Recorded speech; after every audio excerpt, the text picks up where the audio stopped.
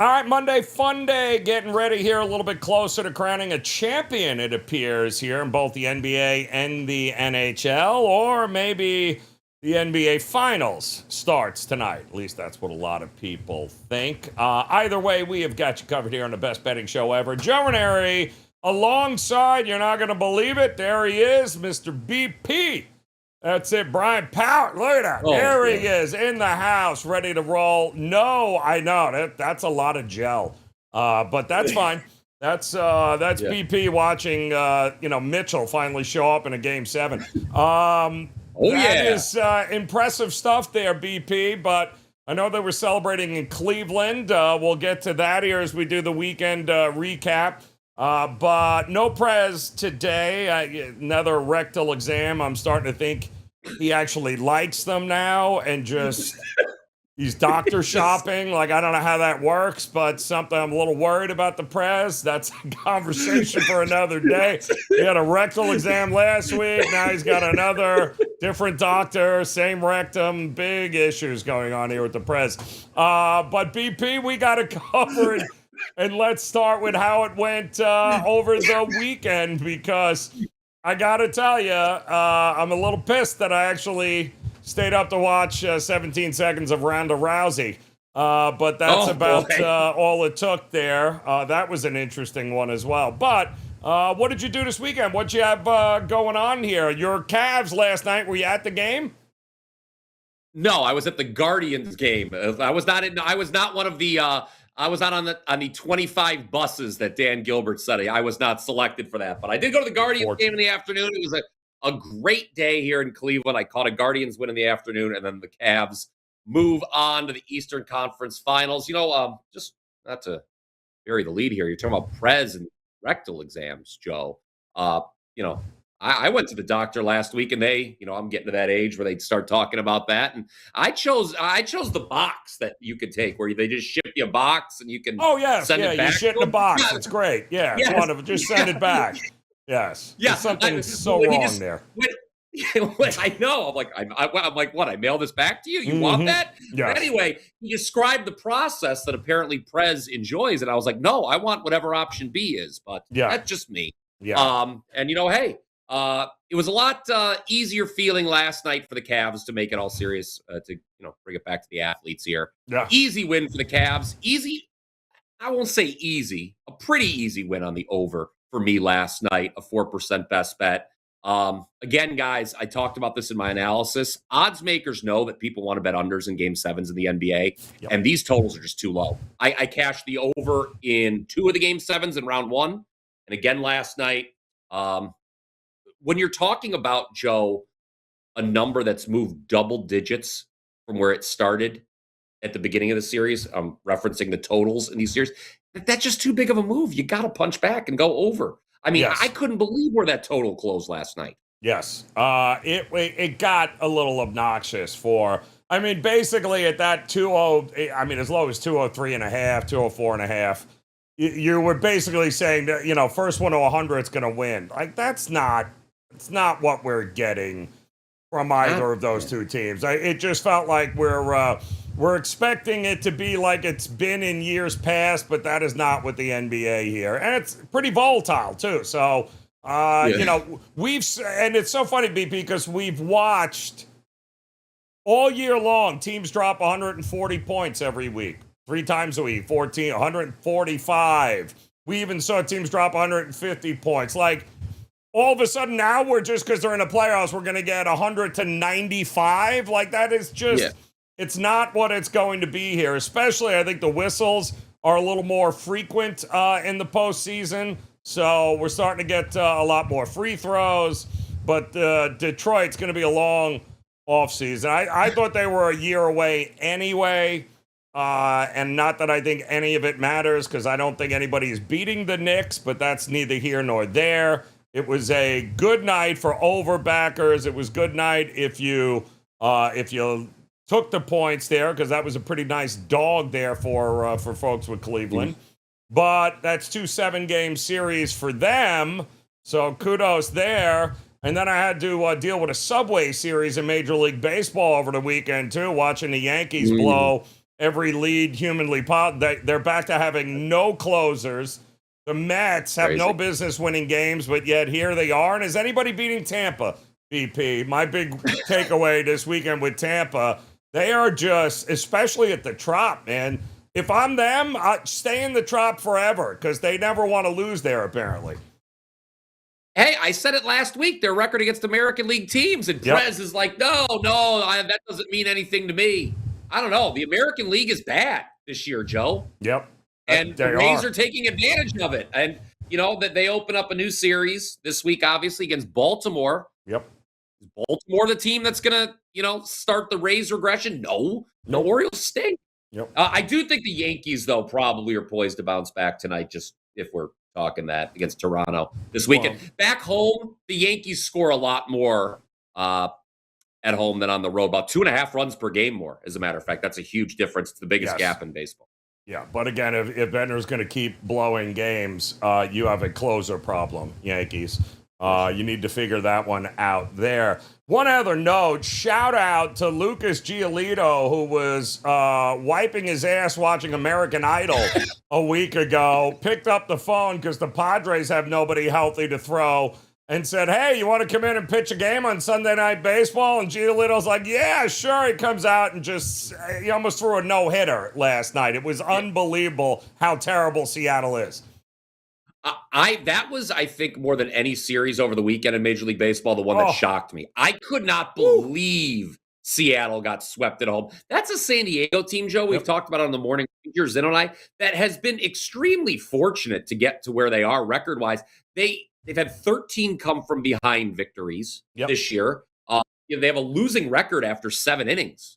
At least going into the weekend, they did. So very disappointing for Seattle, a team that just feels like it's going to burn backers this year. Everyone presumed they were going to win the AL West. Not so fast. Nope. And the Dodgers, they keep losing arms. Snell now on the IL. Everyone's getting these scrapings. Maybe that's what Prez is getting there. Little scraping there. But, Skubal now, Snell, Fried, everyone's got these foreign, what are they got, foreign agents in the elbow or whatever they got. Like, what is going on? It's still better than having to go under the knife, I guess, for UCL and Tommy John, but that's a lot of big-name pitchers on the shelf here, so we'll have to keep an eye on that. But interesting weekend all the way around. Kudos to Aaron Rye. Who exactly? Nobody cared. And whoever won the Preakness also nobody watched, nobody cared. So way to go there. All these big events over the weekend, and half of them people like, wait, who won? What? Who is it? Yeah, no, boring. Let's talk about what everyone was hoping to see, which everyone thinks is going to be the finals, or at least better than any final we're going to get in the Western Conference tonight here, as the Thunder at home taking on the Spurs. Thunder have not played a game since the 11th. I don't know if that means a little bit of rust or what's going on. Jalen Williams is back in here tonight. I'm still seeing 6.5s pretty much across the board. Looks like the public is all over San Antonio and the points, and yet that line still looking at 6.5 BP. The total was the big mover, right? 218.5, now 221.5 in a lot of spots. Even at 222, it looks like I'm seeing pop up on the board here at Circa and others. So, I don't know, BP, what do we get? It's not like San Antonio had some sort of 7-game, like, oh my God, what a war that was with Minnesota. They beat the piss out of Minnesota. And quite honestly, I think they made it look a lot easier than it really was. And I think that could be why a lot of people are just like Oklahoma City all the way. Nobody's going to beat OKC. I don't know about that. Well, look, there's a strong argument that San Antonio should have wrapped up that series quicker against Minnesota. Remember, the 2 games they lost, one of them Wemby was ejected in, and then the other one, they blew a lead and lost by 2 points in game 1. So, I mean, and then Portland, they just played with their food in the one loss in that series. So San Antonio's been very dominant. But look, OKC's obviously had the very easy path to get here, Joe. We understand that. 8-0 through the first 2 rounds. They've won by an average of 16 points per game, yet are only 5-3 against the spread, which should tell you a lot about their 2 opponents in those first 2 rounds, the Suns and Lakers, that you're winning by an average of 16 points per game.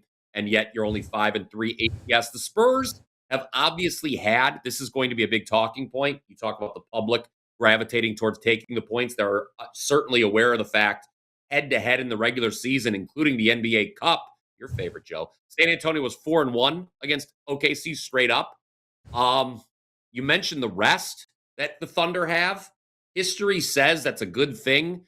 Since 2003, teams playing with a week of rest in the NBA playoffs, 26-11 straight up, 24-13 against the spread. You mentioned Jalen Williams being back. He's been out since game 2 of round 1 for OKC. I think, look, I know the trends say that Oklahoma City won't be rusty. I just laid it out that usually teams with a lot of rest come out and play with some fire. But here's the thing with OKC you have to realize. They're not going to get a lot of second chance opportunities to score in this series because they don't prioritize offensive rebounding. The Spurs are the number 1 defensive rebounding team in the league.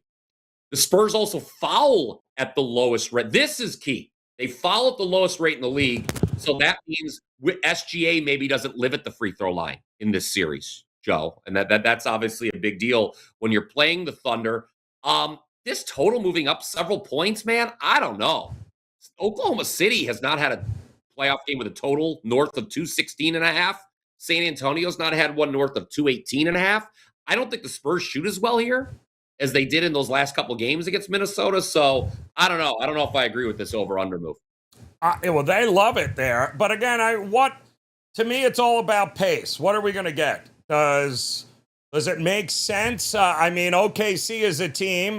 They played a couple of overs against the slowest team in the world because LeBron and the Lakers wanted absolutely nothing to do. They were slower than slow, and still OKC managed to ratchet up the pace enough, certainly with turnovers and those types of things. Both these teams love to get downhill, though. So to me, it all depends on what kind of game are we going to get from OKC. Are they going to want to go, you know what? Let's go. We're going to beat you doing what we do with everyone one way or the other, and good luck stopping us? Or are they really interested in playing a half-court game against Wemby? And I don't know that they are there. That's a good point. You're right. But I just think there's a lot of, if the Spurs, again, can cut down on the turnovers. Oh, yes. Not foul, which they haven't done a lot of during, a lot. I know JB Bickerstaff, to go back to last night, the Pistons head coach, was crying and whining the last couple days about all the fouls. Well, guess what, JB? Your team committed the most fouls in the league during the regular season. It's not like that was some earth-shattering thing that was going on with how frequent the Cavs were getting to the line. Well, the Spurs are the opposite. Again, fewest fouls in the league during the regular season. Yep. And they defended SGA well in the pick and roll in those head-to-head meetings. That's a big reason they went 4-1. So there is a world, I think, where the Spurs can keep OKC in relative check offensively. What is that? What does relative check mean?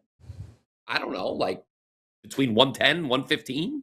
I'd be also worried about both of these teams are going to want to set the tempo from a physical standpoint. So the question is, are they going to let them play, or are they going to let the whistles go? It all depends on, is it Scott Foster? Is it Brothers? Like, who the hell is going to be the reffing crew here tonight? And are they going to allow them to get really physical and bang Wemby around? I mean, Wemby's out there throwing, the people's, I'm just saying, it's not like he's going to be pushed around. So could we get a ton of whistles here tonight, and plays into what SGA loves to do anyway, no? Well, you mentioned it when you were talking about the playoffs as a whole, that it used to be that we're like, oh, swallow their whistles in the playoffs. Yep. That has not happened this year at all. And it's kind of been a surprise. There's been a lot of chatter about that, among those of us who are betting the NBA on a daily basis, that, the refs are not afraid to call a foul. I mean, my God, Donovan Mitchell fouled out. I mean, granted, it didn't matter last night, but that's a star player getting whistled 6 times. I mean, he committed the last one intentionally, but nevertheless, the point still stands. You've just got, these refs are not afraid to blow the whistle in the playoff environment, which was not something that we used to see in the past. So, yes, I think that obviously is going to be a big determining factor. It is. I could see it going. I absolutely think And if I'm not mistaken, it's not like they've been some sort of ATS machine, Oklahoma City. Certainly not this year compared to last year. But Mhm. I think the game one ATS over the last 2 seasons since they've been on this run hasn't been great. Usually because they're always overvalued. I think 5-3 was the number against in the game ones of all the series dating back to last playoffs. So yes, I think OKC is a team that gets better because of the depth. They make adjustments as the series goes on. But I don't think that just means that they're going to bulldoze anybody here tonight. No. And just, they, again, haven't played since the 11th. So I kind of like San Antonio in the first half. I think that's not a bad look here Mm. tonight to get them. Listen, they came in. It's not like they got tired legs. They got plenty of depth, and they already know they can beat the Oklahoma City Thunder. Unlike pretty much everyone Yes. else that played them, they have it. So I don't mind that look. I think taking the points in the first half. Would anybody be shocked if the Spurs were leading at the break? I wouldn't.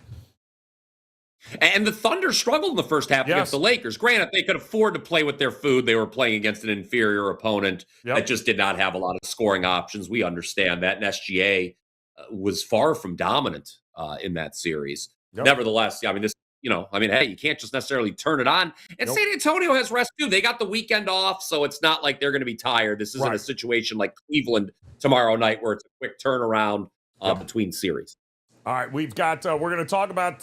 We'll do the NBA rundown a little later. We're going to talk about the Knicks and Cavs series coming up. We're going to talk about the predictive market. So we'll go into some of the series prices as well. But don't forget, of course, hit that like and subscribe button. Become part of this WagerTalk TV family. Brian's hair will appreciate it.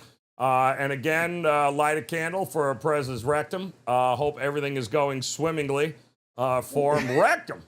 I didn't even know him. Rectum, I hardly know him. Yeah, I'm there we telling go. you, my goodness here. But I like that first half play here with San Antonio tonight. But we do have, of course, Brian, a parlay of the day we got to get to here. Looking at the board, a lot of Major League Baseball. I understand you have not dove into the WNBA or CFL preseason yet, although you seem to be very versed in what the odds are for these games. So we do have an NBA game. We got plenty of Major League Baseball. We have a game 7 in the NHL here between Buffalo and Montreal. Prez and I talked about this game on Last Call on Saturday.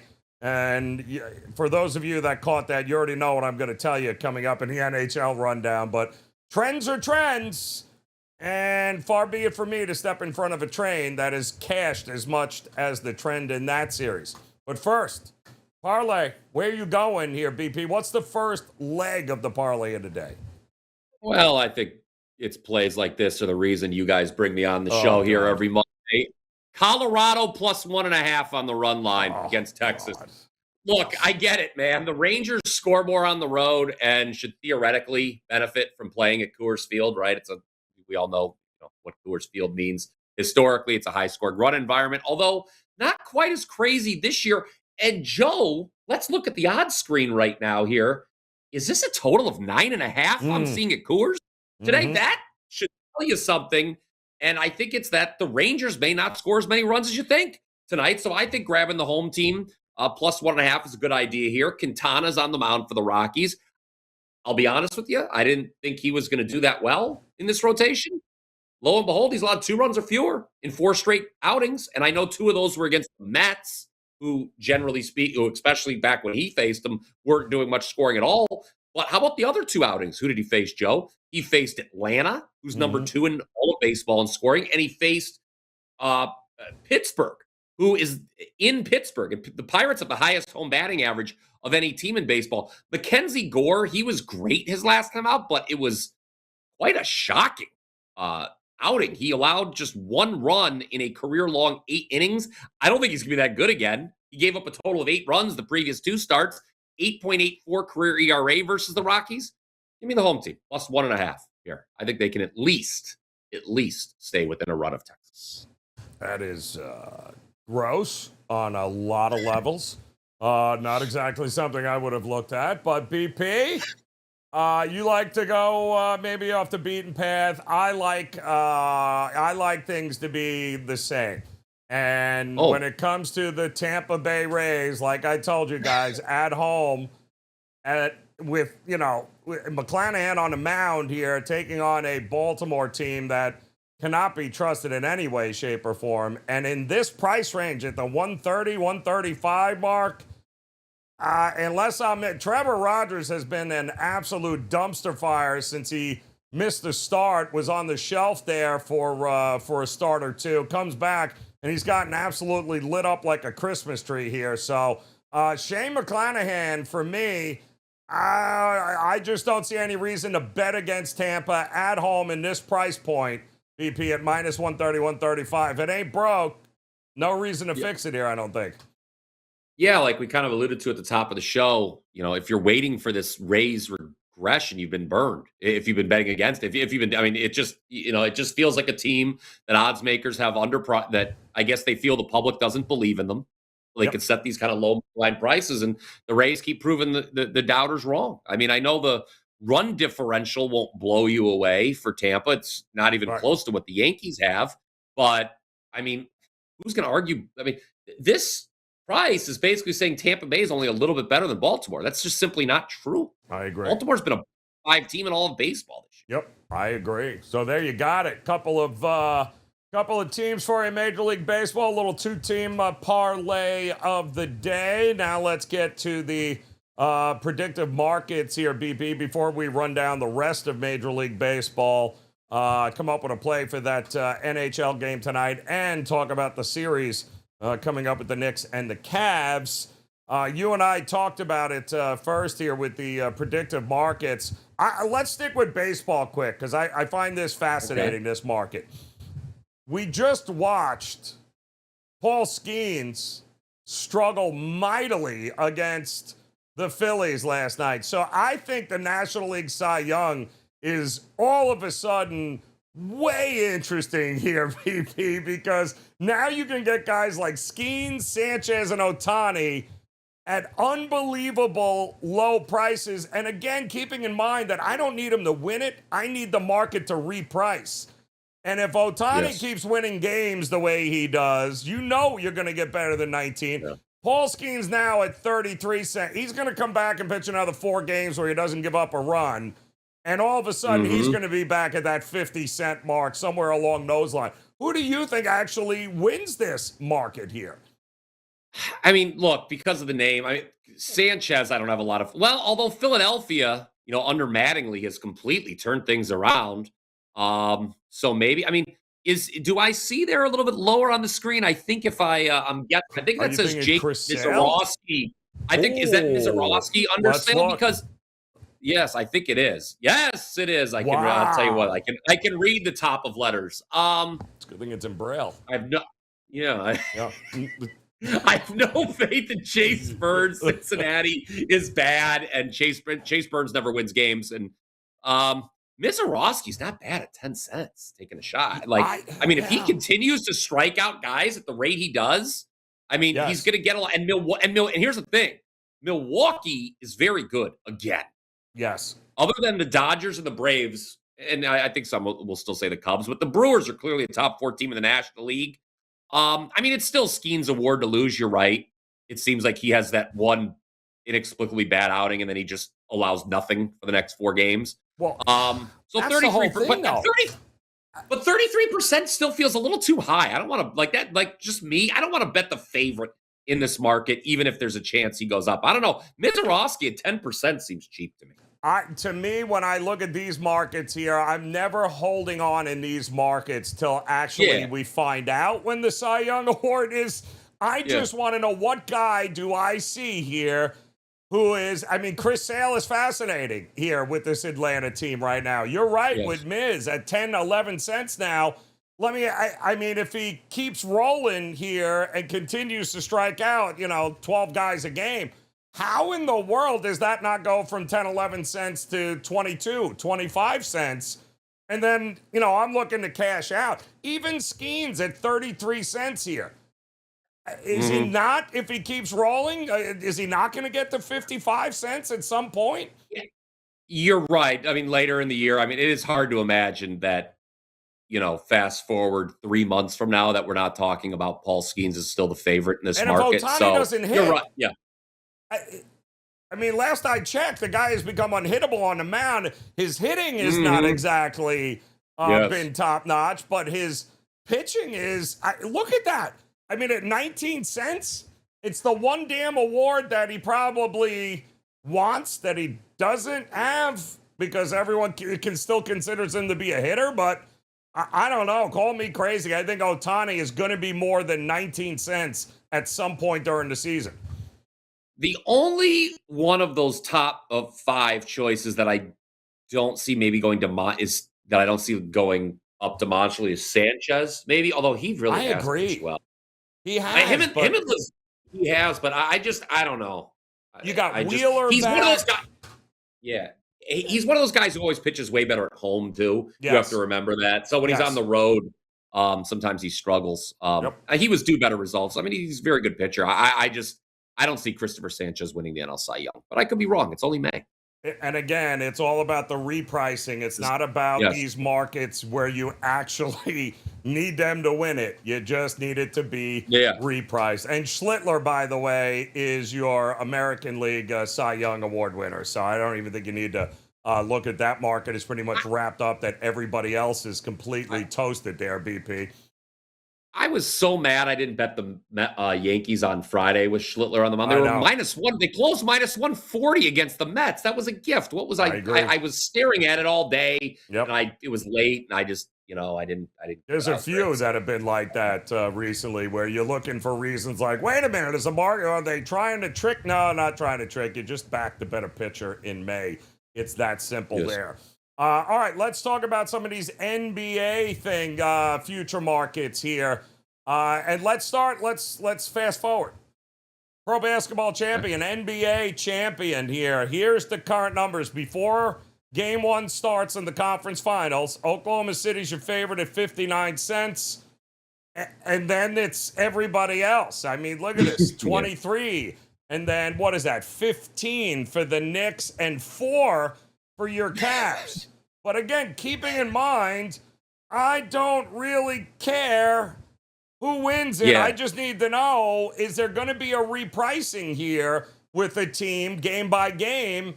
I don't know. Can the Cavs win a couple of games and scare the Knicks? Can the San Antonio Spurs get a couple of wins here and increase that number? Because you know what's happening, BP. Yes, and look, I know we're discussing the Eastern Conference Finals here in greater detail in a few minutes, but it's hard for me to believe the Cavs would get any lower than 4%. Right. Right? I mean, I guess if they get blown out in Game 1 and and then I don't know. That's. I mean, you could just take a flyer on that. I just don't see it getting necessarily any lower. I mean, if they're down 3-0, it will be lower. But I think again, not to tip my hand for the discussion we're going to have in a few minutes.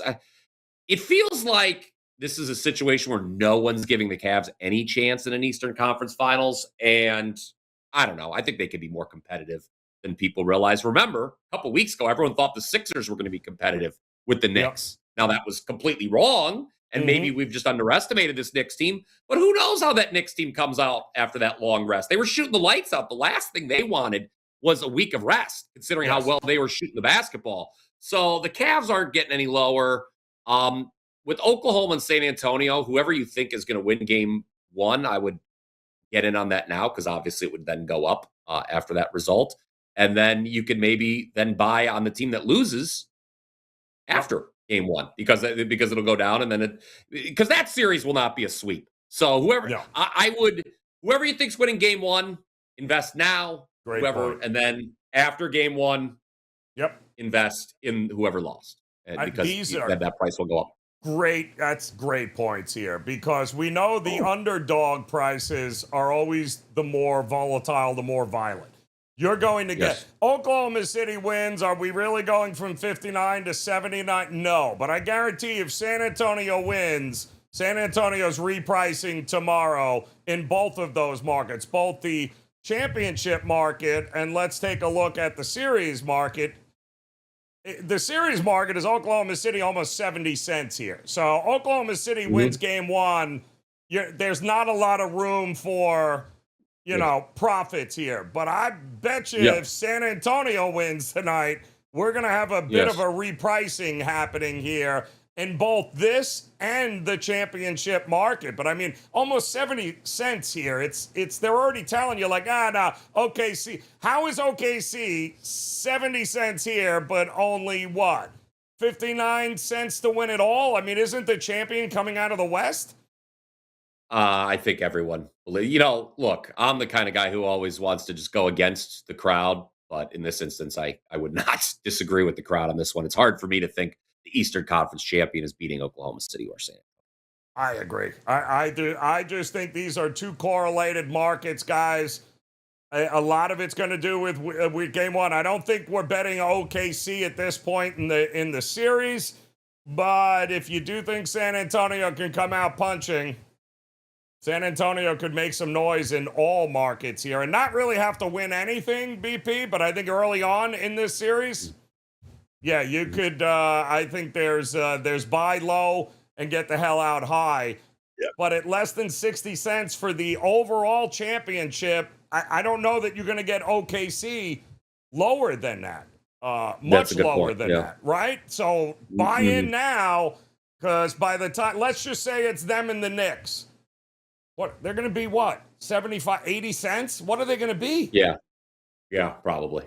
To win it all. So there's always a little like of the New York stuff priced in that people will, be attracted to Knicks as an underdog. Yep. I think it's kind of weird. As dominant as the Thunder have been since the start of last season, it feels that the public isn't totally on board, fully invested as this dominant all-time team. So I don't know, but you're right. I mean, it should be. I'll tell you that. It should be like an 80-20 deal if it's Thunder Knicks. I agree, and I think that's where it's going. So buy now, because the more games the OKC wins in this series, the less profit you have a chance of jumping in. And what are they, even at the books, BP, what are they now to win it all? What are they, a 2-1 favorite, 3-1?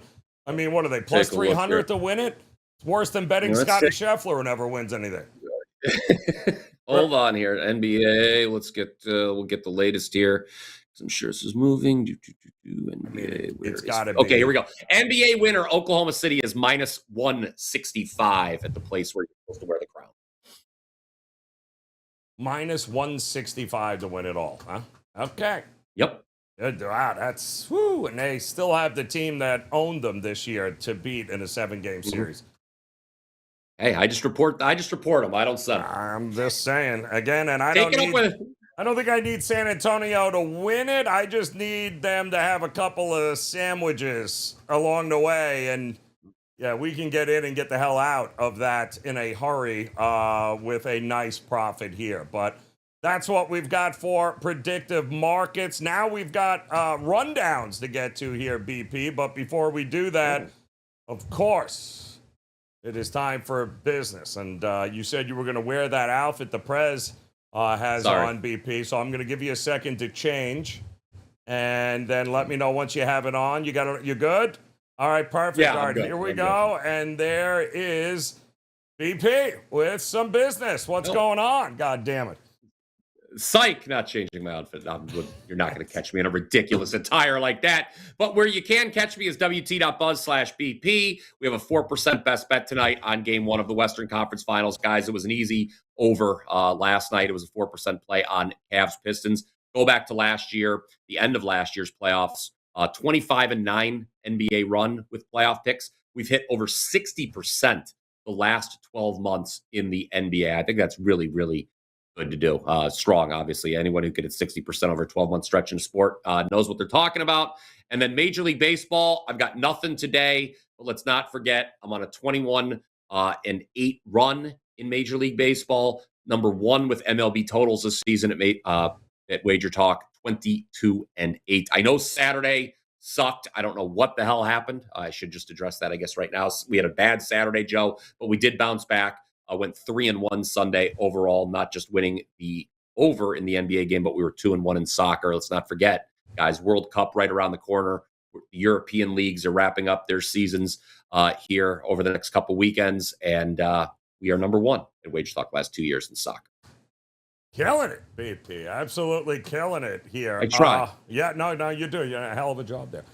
We also, I do have as well 4% NBA top play up, and I am locked in on a 4% Major League Baseball play, also up and available at WagerTalk.com.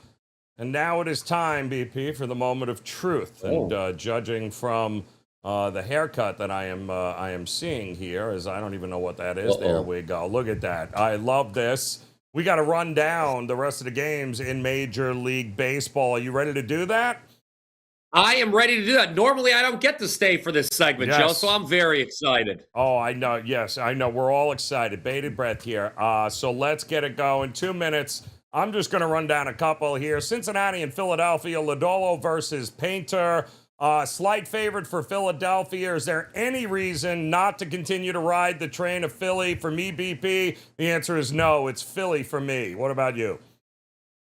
The Reds stink. The first month of the season, they couldn't hit, but their bullpen was great. We were wondering which one of those two things wouldn't last. Spoiler alert, the bullpen's not great anymore. It's terrible. I saw that firsthand yesterday when they lost 10-2 to the Guardians. Atlanta, Miami. Miami, tough trip there in Tampa, but they are back home. Atlanta with the rookie Richie, who has a walk problem and a control issue. Yes. Max Meyer had a little regression last time out. Interestingly enough, all the money and tickets are on the under, but it's still 8.5. I could see some runs coming in this one, BP. I like the over. Well, Atlanta's the second highest scoring team in all of baseball, and I don't understand why they're a slight underdog here to Miami at all. I mean, I get the control issue with Richie, but look, and Meyer's been good. I talked about this one on the morning wager. I would recommend playing Atlanta just as a matter of price, matter of principle. Here, they're a much better team than Miami. Atlanta arguably has been the best team in baseball the first 2 months of the season. Toronto and the Yankees. Corbin taking them out. Weathers got skipped yesterday for some rest. He's going today again. It's got to be fade Patrick Corbin day for me. What are you thinking here, BP? Yeah, I think the Yankees roll here. Again, they average 2.5 runs per game more at home than they do on the road. They are number one in home scoring in all of baseball. That does lend itself to a team total, but obviously a big favorite like this, they may not get all 9 at bats, which always scares me. I know Zeno always talks in his nerd voice when I bring that up, but I don't know. I think the Yankees roll here. Fade those Sunday night teams, right? Sunday night baseball. Yamamoto versus King here. Do we back the Dodgers at a rare minus 145? If you do, again, we talked about the Padres' struggles early in games. I would bet the Dodgers first 5. Maybe if you lay the half a run. I know that's going to be a double minus, and people don't like doing that. But it's only if you lay a half a run in the first 5. It's only you get it down to minus 115. I don't think that's if the Dodgers win this game, it's going to be in the early innings because San Diego. Not only do they come from behind, we know who they've got on the back end of that bullpen with Miller. They're not going to give away a lead late. So.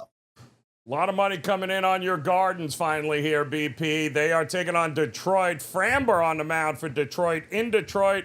Slade Ciccone, he don't get enough credit. You're holding down the fort there in that rotation. This opened up nearly a 160, 165 favorite for Detroit. Not anymore here, BP. A lot of money coming in on your Guardians today. You buying them? Framber has not been the color of your energy, Joe. This guy, obviously coming off a suspension. The Tigers' vibes are very bad. You talked about the Scooble injury earlier. They haven't been, since that announcement was made, Nope. The Tigers have played baseball like they're going to a funeral, which perhaps, I guess, is an equivalent of the AL Cy Young going down. So Guardians are playing well. They had a good weekend against the Reds, put some runs on the board. Why not back the Guardians? I don't love it. I'm not going to play it. But if you made me make a play on this game, I would take the Guardians as underdogs. I don't mind it at a good plus price in that one there. All right, some get plus. BP gave you the 1.5 there for Colorado tonight. I told you Tampa over Baltimore. Now we got to run down the NHL here, Game 7, and all I'll tell you is, and we talked about this on last call with the Prez. If it ain't broke, don't fix it. This is kind of the page out of the NBA book. Like, oh, it's a Game 7. It's got to be under. Hell no, it ain't going to be no under with these goaltenders. 6-0, the first period, over 1.5. has been money, and I don't see it changing in this game. So to me, BP, if it ain't broke, we ain't fixing it. Give me the over in the first period, 1.5 goals there. All right, NBA rundown. We talked about tonight's game. Let's talk about the Knicks and your Cavs, BP. What do we need to know heading into this series? What are you looking at? This will only be the second time in franchise history, Joe, the Cavs have made an Eastern Conference Finals trip without the services of one LeBron James. The only other time was 1992. You probably remember this one, Joe, is when Danny Ferry punched Michael Jordan. That didn't go well for him or the Cavs. But hey, we're not up against Michael Jordan this time, although I think all the talking heads on TV are going to say we might as well be. No one's going to give the Cavs a chance. I don't like, though, the quick turnaround between series for the game. Well, game one, I think there is the potential for it to get ugly for Cleveland.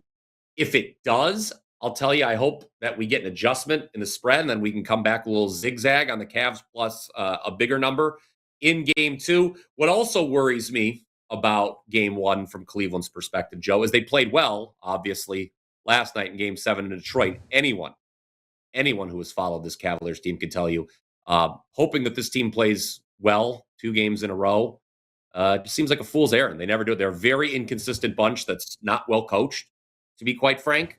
And everyone except Harden played well in game 7. So unless if Harden has an awesome game one against the Knicks, I think it could be a bit of the struggle bus for Cleveland here in the series opener. The Knicks obviously have been outstanding at home all year, and the Cavs have, save for the game 5 win against Detroit, they've not been good on the road in the playoffs. No, they have not. But the Knicks scoring is a lot better than Detroit. To me, I'm looking at all overs in this series here. Just give me the overs. I'll lay the game and a half with the Knicks and the series price. But I am going to be looking at a lot of overs because I'm not buying the defense of the Cavs this year. I am buying the offense of the Knicks. And you know as well as I do, the Cavs are more than capable of dropping points on teams. Could be a couple of wild shootouts in this series as well, BP. Yeah, and I would imagine moving forward, last night in Game 7, Kenny Atkinson elected to start Max Strus in place of Dean Wade. That's going to give the team more offense. Obviously, Strus isn't afraid to shoot, whereas Wade was. So that lends to what Joe was just talking about as far as overs are concerned. I think Cleveland understands for them to succeed here in the NBA playoffs, no matter the opponent, they got to get to 115 points. They're not winning a rock fight against it. Not with James Harden on the court. That is for sure there. All right, and there it is, your NBA rundown, BP. You survived. Is that all right? Everything good? No, I think so. I had a little bit of heartburn during that rundown. I was hoping that I was going to last, but I think it subsided a little bit. A few too many cups of coffee, I think, this morning. So milk of magnesia. That's all. You're doing your right out. You'll be like the Prez, ready to go for your rectal clean exam. Right out. Yeah, that's right. Keep your hands to yourself, everybody. That's right. Damn it, BP. Always a pleasure here, my man. To see you again. You're locked, loaded, ready to go. So am I at our page at WagerTalk.com. Got a lot more. Art the Caesar back tomorrow. Get you caught up with everything. The Prez, depending on whether or not the doctor wore a glove, will depend on whether or not we see him tomorrow. Either way, enjoy the day, guys. We'll see you again tomorrow here on the best betting show ever.